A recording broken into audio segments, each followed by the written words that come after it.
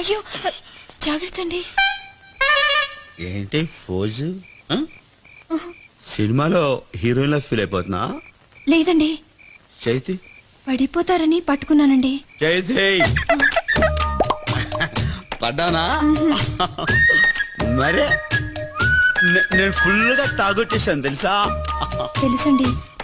అంటే మొగుడు తాగి నాశనం అయిపోతున్నా ఒక భార్యగా ఏమండి ఎందుకు తాగుతారండి అని అడగవు నువ్వు? ఎందుకు తాగుతారండి? నువ్వు నన్ను ఎందుకు మీరే అడగమన్నారు కదండి. అంటే నేను అడగమంటే అడిగేస్తావా? తప్ప అండి? తప్ప